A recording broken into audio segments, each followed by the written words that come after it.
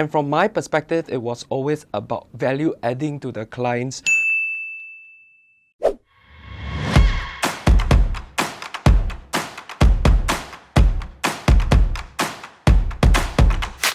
Good day everyone, welcome to yet another episode of our Win Together series. Today I'm very fortunate to have with me Harvey. Yes. Harvey Chia. Hello. Yes, Pegasus winner, ending the year with a bang as well. Yep. Interestingly for him, out of 12 months, he's a 6 months Pegasus winner, which means every 1 in 2 months, this guy will be a superstar that shines. Next year, please make it 12 times Pegasus Award, bro. Okay, can. Yes, not next year, this year. Okay, got it. Yes. Yeah. Okay, so Harvey, you come to us as a very interesting figure because Okay. the kind of knowledge that you have in investment sales and things like that. Tell us a bit about your background because prior to this, I know you have a very, very colorful history basically.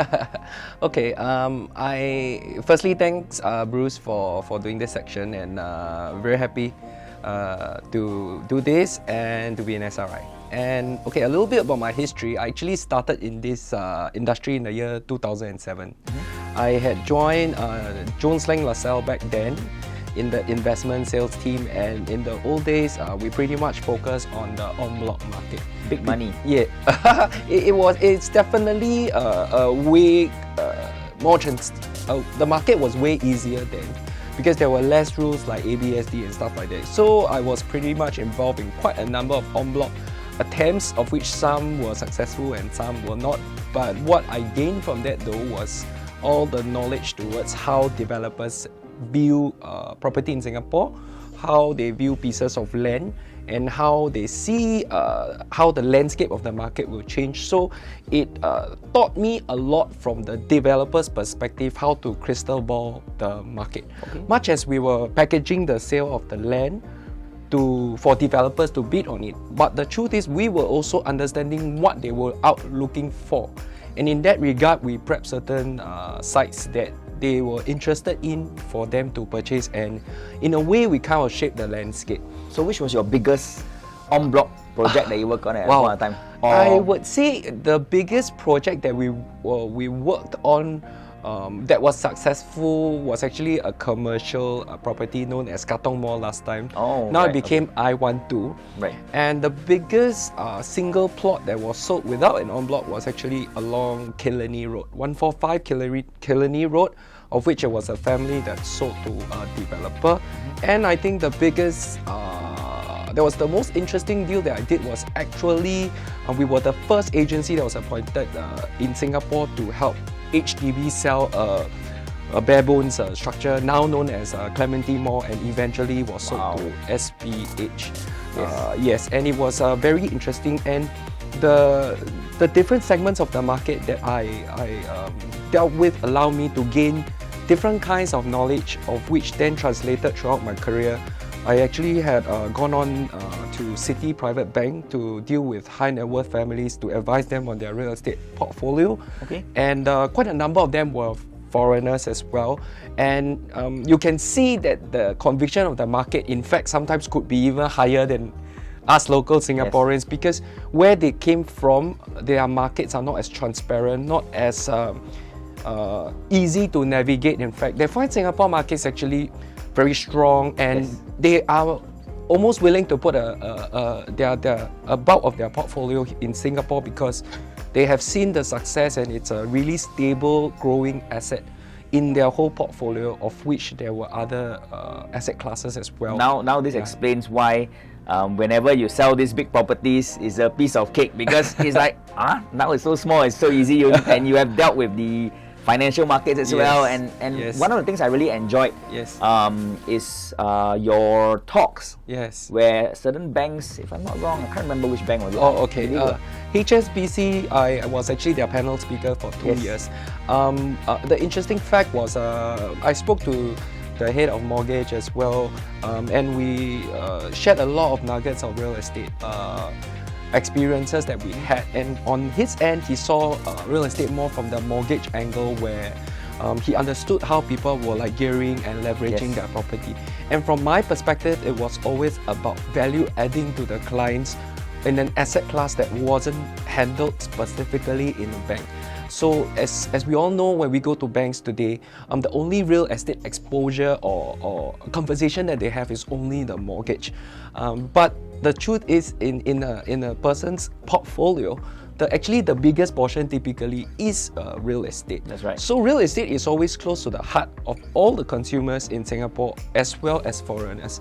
And when we had talks like that, it was basically sharing a little bit about how the year was going to be, a little bit of analyzing some of the previous data, and also giving some tips moving forward on how the market will shape up for the year. I think one of the talks you actually did for SRI as well during COVID, during circuit breaker, where you talked about the market, you talked in terms of inflation, and very well today we are seeing inflation happening, and this was already that foresight that you gave way ahead of time, and for a lot of people to take the correct action with regards to the investment. I think that was possibly one of the most challenging times for us as an agency, together with the leadership, to actually even talk about charting the market, because we definitely, as an agency, we care a lot about our agents, and definitely because we also care about how they do well and what kind of advice they are giving out to our clients, because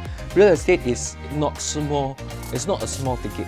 And when we share our thoughts about how the market is, we actually we shoulder a lot of that collective wisdom so that we let our agents know the directions, so that they can encourage their clients to choose certain parts of their journey to continue to move. I think in 2020 and 2021, we definitely saw a lot more visionary kind of directions that as a company and as one of the players in the industry that is with SRI, I guess the responsibility on us is quite big. We are quite known in the market to carry quite a lot of clients' mandates, and they are very sophisticated. They do not expect us to talk about stuff in retrospect.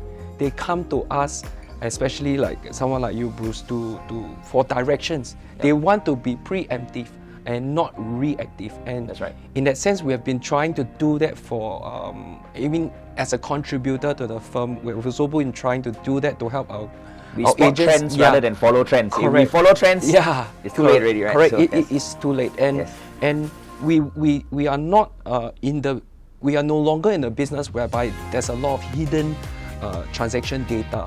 It's so transparent, everybody can get info so easily. But at the same time, with all that info, even if I gave you all the data, how then does the consumer react in this market? That's where I guess as advisors we come in to steer their journey as well. Okay. I think share with us, because I know you were looking for a space that time. Some of your, I thought it was for your real estate office. Then little did I realize it was for a media company. So tell us a little bit about your media company. Okay. Actually, this is a bit of a passion project that I've always wanted to do with a buddy of mine. So we started this place called Pitega Spaces. Now, one interesting nugget about the name, actually, it's spelled Pitega. Actually, is the name of. It reminds me of Pegasus. So actually, it's Pico, Terra and Giga. So they have actually 2 poodles and they wish to get 1 more. So it's actually a short of the 3 names of dogs. And we are all kind of like dog lovers. So for that media perspective, I think setting up the firm as well was also a step up for us to be able to also provide a space should as you know, social media is very important in our business now. On top of just setting it up for as a business, is also to elevate my personal career in terms of doing stuff for my clients and filming for my clients, and also thirdly an opportunity for us to really double down and sort of diversify my career a little bit, where it allows me to show some creativity, and as I try to build. So if you're looking for a space to really conduct the next event or possibly another media production, look for Harvey. He can give you a good space. Well, Harvey, maybe let's share a little bit about your exciting pet project. Okay, I guess just to share, he's the man, and he bought a very nice plot of land now building his house. Share a little bit. Oh, yes. I was just sharing this with a client that they, in the year 2021, it was a very frantic year. On top of our own real estate business that we conduct for our clients, it was almost essential for us to be doing our own upgrading as well. Yes. I still remember we had a conversation late into 2020, before start of 2021, where being on the ground, a lot of us felt the vibes of the market moving, especially in landed. And I chat with Bruce, and at the same time, whilst we were also giving advice to our clients to make moves, which I'm glad they did, because in retrospect now they would be priced out. At the same time, I also decided to do a little bit of swap lah, recycle capital. When I gave you the advice, I was high on alcohol, bro. Yeah, but the best thoughts are always, the most creativity always comes up when we are most relaxed. So yes, managed to buy something, managed to sell something at that point in time at a record price in the area.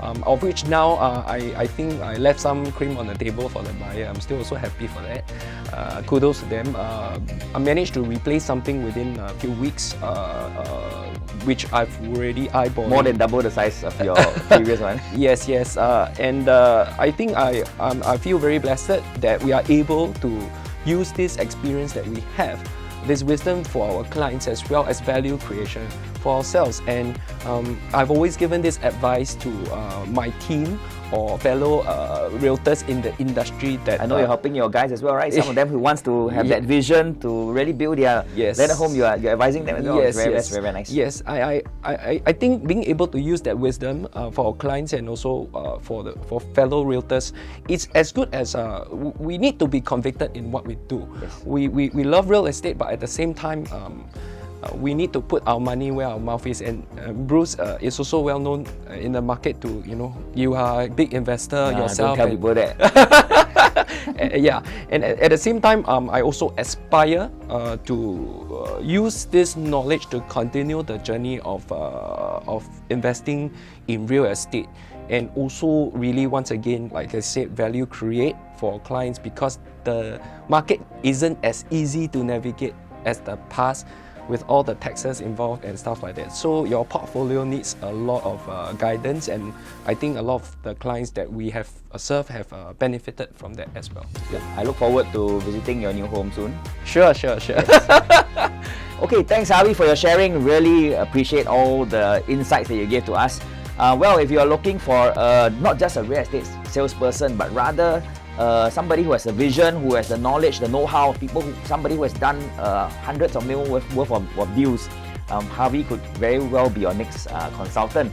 Or if you are a real estate salesperson looking for a visionary leader, somebody who not just preaches but also walks the talk, give Harvey a call. He may very well be the next one who can help you build your next landed home. Okay, thanks a lot, Harvey. See you. Thank you, Bruce. Bye. Cheers. Bye.